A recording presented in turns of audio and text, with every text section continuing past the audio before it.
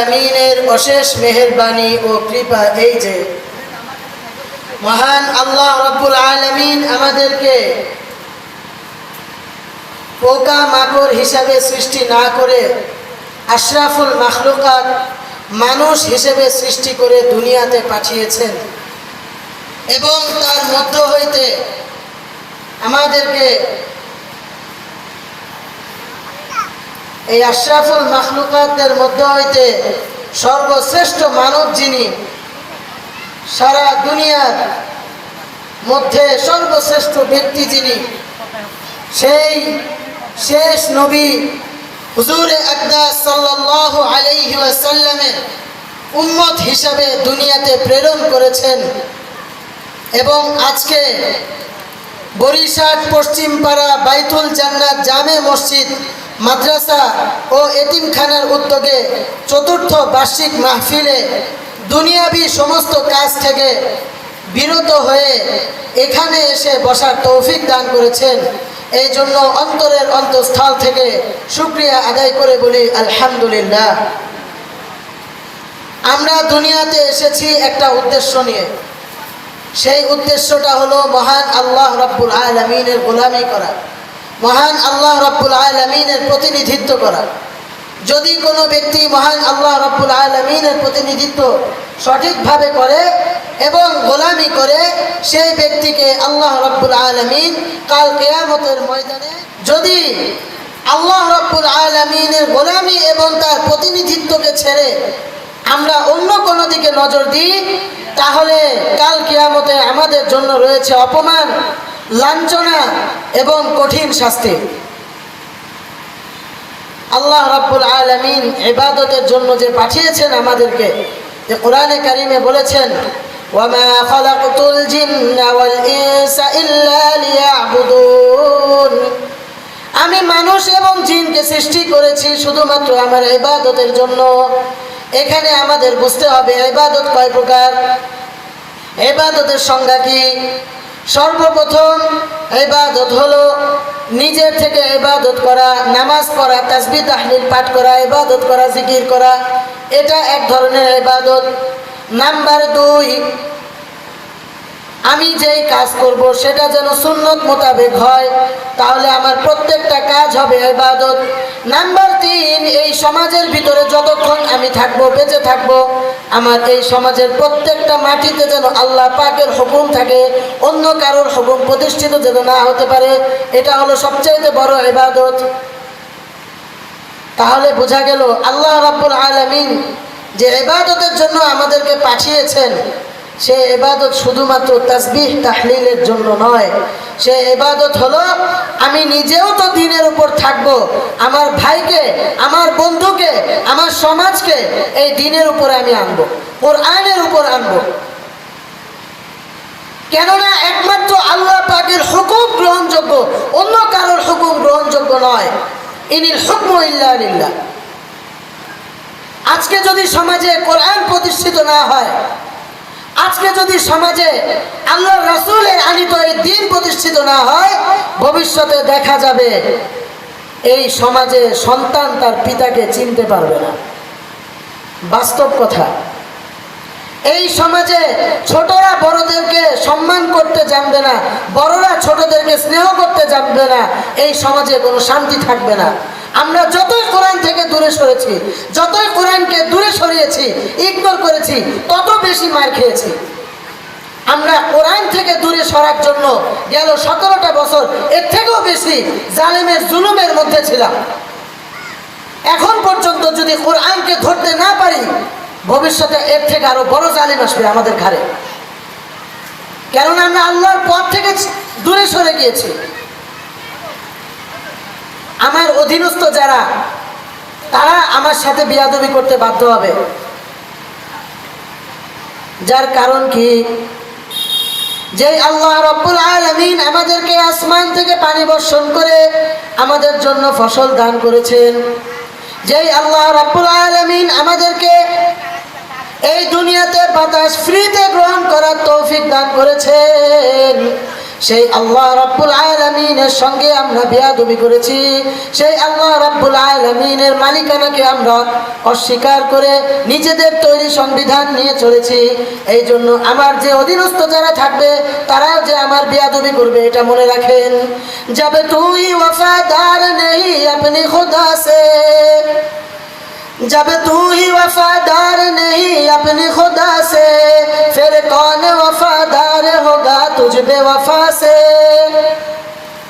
फिर कौन वफादार होगा तुझ बेवफा से। আল্লাহ রাব্বুল আলামিন সূরা বাকারার ভিতরে আমাদেরকে বলেছেন, ইয়া আইয়ুহান নাস উবুদু রাব্বাকুমুল্লাযী খালাকাকুম ওয়াল্লাযীনা মিন ক্বাবলিকুম লাআল্লাকুম তাত্তাকুন। হে মানব সকল, তোমরা ইবাদত করো তোমাদের রবের, যিনি তোমাদেরকে সৃষ্টি করেছেন এবং তোমাদের পূর্বে যারা ছিল তাদেরকে তিনি সৃষ্টি করেছেন, যাতে তোমরা তাকওয়া অবলম্বন করতে পারো। আল্লাযী জাআলা লাকুমুল আরদা ফিরাশা, যিনি তোমাদেরকে জমিনকে বিছানা স্বরূপ তৈরি করেছেন। ওয়াস সামাআ বিনাআ, এবং আসমানকে তিনি খুঁটি স্বরূপ তৈরি করেছেন। ওয়া আনজালা মিনাস সামাই মাআ, এবং আসমান থেকে পানি বর্ষিত করেছেন। ফাআখরাজা বিহি মিনাস সামারাতি রিজকাল লাকুম, এবং সেখান থেকে তোমাদের জন্য সামারাত ফসল তোমাদের রিজিকের জন্য বের করেছেন।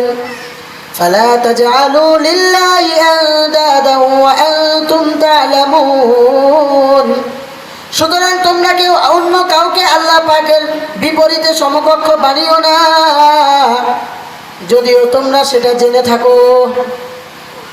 আল্লাহ রাব্বুল আলামিন যিনি জমিন আমাদের জন্য বিচারের স্বরূপ তৈরি করেছেন, আসমান তার হাতে, জমিন তার হাতে, তার হুকুম কার হাতে? বলেন কার হাতে? আল্লাহর হাতে। কার হাতে? আল্লাহর হাতে। সুতরাং নিয়ত করতে হবে ভবিষ্যতের বাংলাদেশ কোরআনের বাংলাদেশ হবে, ভবিষ্যতের বাংলাদেশ আল্লাহ ওয়ালাদের বাংলাদেশ হবে, ভবিষ্যতের বাংলাদেশ উলামায়ে কেরামের বাংলাদেশ হবে। প্রত্যেকটা নিয়ম কানুন, প্রত্যেকটা সংবিধানের মধ্যে কোরআনে কারিমের সমর্থন না থাকলে কোনো রকম সংবিধানকে মানা হবে না ইনশাআল্লাহ। এইরকম নিয়ত নিজের অন্তরের ভিতরে ফিট করতে হবে এবং বেশি বেশি করে তওবা করতে হবে আল্লাহ রাব্বুল আলামিনের কাছে। যা করছি আমার জিন্দেগিতে সমস্ত কিছু বাদ দিয়ে পরিপূর্ণভাবে আমার মাথাটাকে মাওলা পাকের চরণে আমি নামাই। যদি মাওলা পাকের সামনে যদি আমি আমার মাথাকে নত না করি, তাহলে আমার মুক্তি দিবে কে? এই আল্লাহ পাকের রাজত্ব থেকে আমরা কেউ বের হতে পারবো না। মুক্তি যদি পেতে হয় আল্লাহ পাকের হুকুমকে মেনে তার গোলামির মাধ্যমে মুক্তি পাওয়া যাবে। সূরা রহমানের ভিতরে বলেছেন আল্লাহ রাব্বুল আলামিন, ইয়া মাশারাল জিন্নি ওয়াল ইনস, ইয়া মাশারাল জিন্নি ওয়াল ইনস ইন ইসতাতাতুম আন তানফুযু মিন আকতারিস সামাওয়াতি ওয়াল আরদি ফানফুযু লা তানফুযুনা ইল্লা বিসুলতান। হে মানব ও জিন জাতি, যদি তোমরা পেরে থাকো আসমান ও জমিনের এই হুদুদ থেকে, এই সীমানা থেকে পালিয়ে দেখাও। লা তানফুযুনা ইল্লা বিসুলতান, কখনোই তোমরা পালাতে পারবে না এই রাজত্ব থেকে। ফাবিআইয়ি আলাই রাব্বিকুমা তুকাযযিবান, সুতরাং তোমরা আল্লাহর কোন কোন নিয়ামতকে অস্বীকার করবে বলো? আল্লাহ পাকের কোন ক্ষমতাকে তোমরা অস্বীকার করবে? তুমি এখন ক্ষমতা দেখাচ্ছ, তুমি এখন টাকা মেরে খাচ্ছ, তুমি এখন টোপ দিয়ে মানুষের টাকা, কষ্টার্জিত টাকাগুলোকে তোমরা মেরে খাচ্ছ, ঘুষ খাইতেছো, গজা করতেছো। আল্লাহর কাছে তোমাকে দাঁড়াইতে হবে, আল্লাহর সামনে তোমাকে দাঁড়াইতে হবে। এই বান্দা যদি তোমার হক মাফ না করে আল্লাহ রাব্বুল আলামিন মাফ করবেন না। যদি আল্লাহ পাক তোমাকে মাফ না করে জাহান্নাম ছাড়া তোমার কোনো ঠিকানা নাই। মানুষের হক মেরে খাইতেছে, ঘুষ নাই আমার মৃত্যু হবে, ঘুষ খাইতেছি, ঘুষ নাই আমার মৃত্যু হবে, মিথ্যা কথা বলে টাকা উপার্জন করতেছি, ঘুষ নাই যে আমার মৃত্যু হবে। যদি আল্লাহ রাব্বুল আলামিন আমাদের উপর সেই স্বঘোষিত নির্দেশ চলে আসে, আল্লাহ পাকের সেই নির্দেশ যদি চলে আসে, জান্ডা থেকে প্রাণ পাখি যখন বের হয়ে যাবে তখন আর কিছুই করার ক্ষমতা থাকবে না।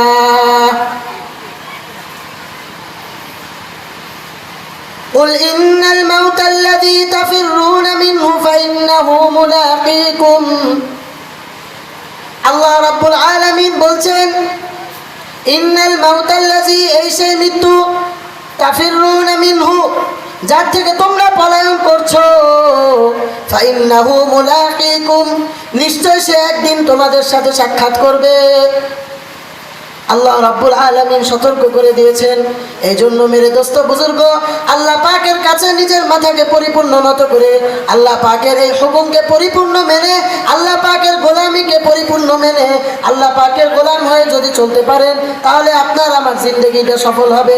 যদি আল্লাহ পাকের গোলামি থেকে বের হয়ে যায়, তাহলে আমার মতো কপাল পোড়া দুনিয়াতে আর দ্বিতীয়টা নাই। আর একটা বিষয় যেটা আপনার আমার অন্তরে থাকতে হবে, আল্লাহর রাসূল সাল্লাল্লাহু আলাইহি ওয়াসাল্লাম সহিহ হাদিসের মধ্যে বলেছেন, লা ইউমিনু আহাদুকুম হাত্তা আকুনা আহাব্বা ইলাইহি মিন ওয়ালিদিহি ওয়া ওয়ালাদিহি ওয়ান নাসি আজমাইন।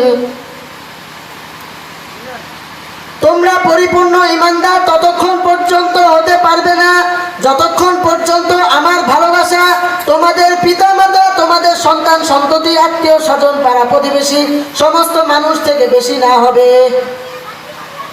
রাসূল সাল্লাল্লাহু আলাইহি ওয়াসাল্লামকে ভালোবাসতে হবে তার সুন্নত অনুসরণের মাধ্যমে।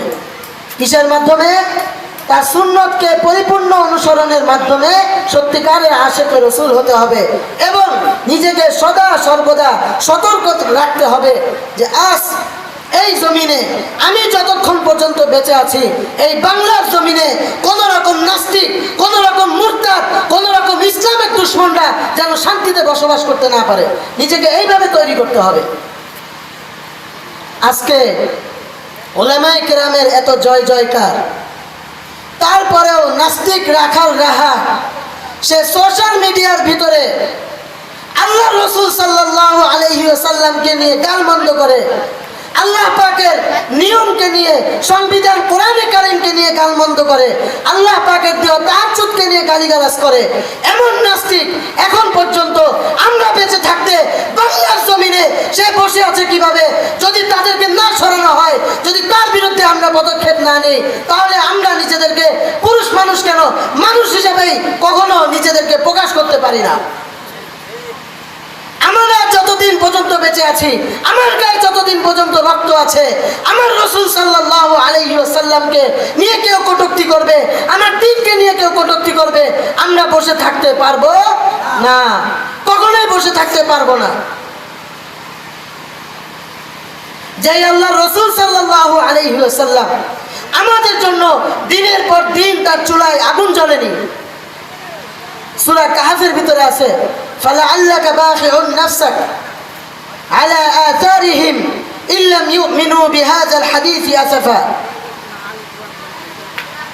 হে আল্লাহ রাসূল, আল্লাহ পাক আল্লাহ রাসূলকে বলছেন, আপনি তো নিজেকে বিনাশ করে দিচ্ছেন তাদের চিন্তা করতে করতে যারা ঈমান আনছে না এই কোরআনের উপর। কি চিন্তা?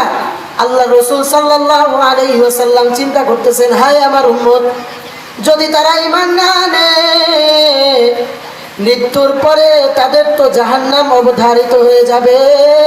আমার একটা উম্মত জাহান্নামে যদি যায়, হায় হায় আমার উম্মত যদি জাহান্নামে যায়, আমি তো বরদাস্ত করতে পারবো না। কাল কিয়ামতের ময়দানে আল্লাহ রাব্বুল আলামিনের সামনে একটা মাত্র ব্যক্তি বলবেন, ইয়া রাব্বি উম্মতি উম্মতি। এমন একটা দিনে ইয়াউমা ইয়াফিরুল মারউ মিন আখিহি, যেদিন তার ভাই তার থেকে দূরে সরে যাবে, মানুষ থেকে তার ভাই দূরে সরে যাবে। ওয়া উম্মিহি ওয়া বানি ওয়া উম্মিহি ওয়া আবি ওয়া সাহিবাতিহি ওয়া বানি, তার মা থেকে, তার বাবা থেকে, তার স্ত্রী থেকে, তার পুত্র, তার আওলাদ ফরজন থেকে সে পালাবে। কেউ কাউকে কোনো রকম বাঁচাইতে পারবে না, সবাই বলবে ইয়া নাফসি ইয়া নাফসি। সেদিন আমার নবী সাল্লাল্লাহু আলাইহি ওয়াসাল্লাম আখিরাতের মধ্যে পেরেশান হয়ে বলতে থাকবেন ইয়া রাব্বি উম্মতি উম্মতি। সেই রাসূলুল্লাহ সাল্লাল্লাহু আলাইহি ওয়াসাল্লামকে গালমন্দ করলে, মানুষের বাচ্চা হয়ে থাকলে বসে থাকা যায় না। সেই রাসূলুল্লাহ সাল্লাল্লাহু আলাইহি ওয়াসাল্লামের দ্বীনকে ক্ষতি করলে মানুষ হিসাবে চুপ করে থাকা যায় না। নিজের গায়ে যতক্ষণ পর্যন্ত রক্ত রয়েছে, জান রয়েছে, ততক্ষণ পর্যন্ত এদের বিরুদ্ধে কঠোর অবস্থান নিতে হবে। যদি ন্যূনতম ঈমান হয়ে থাকে, তাহলে এই সমস্ত নাস্তিক মুরতাদদের বিরুদ্ধে কঠোর অবস্থান নিতে হবে। আমরা দেখেছি এই বাংলার জমিনে রসুলের আশেকে রসুলের ইশকের নজরানা পেশ করেছেন রক্তের মাধ্যমে 2013 সালে শাপলা চত্বরে। ঠিক কি ঠিক না? তাদের মূল দাবি ছিল যারা রাসূল সাল্লাল্লাহু আলাইহি ওয়াসাল্লামকে নিয়ে গালিগালাজ করে তাদেরকে মৃত্যুদণ্ড দেওয়া হোক। তাদেরকে রক্তাক্ত করা হয়েছিল, খুন করা হয়েছিল, হত্যাকাণ্ড ঘটানো হয়েছিল। সেই উলামায়ে কিরাম আজও বাংলার জমিনে রয়েছেন, আলহামদুলিল্লাহ। আমার এই বাংলাদেশে এখন পর্যন্ত উলামায়ে কিরাম রয়েছেন। সুতরাং সাধু সাবধান, যারা এখন পর্যন্ত আল কুরআনুল কারীমের সংবিধানকে মানতে চাও না, তাদের বিরোধিতা করো, তারা সাবধান হয়ে যাও। আজকে মুখে বলা হচ্ছে ইনশাআল্লাহ ইনশাআল্লাহ, একদিন সময় আসবে সেই দিন আর মুখে কথা বলা হবে না, সেই দিন অস্ত্রের মাধ্যমে কথা বলা হবে ইনশাআল্লাহ। আল্লাহ রাব্বুল আলামিন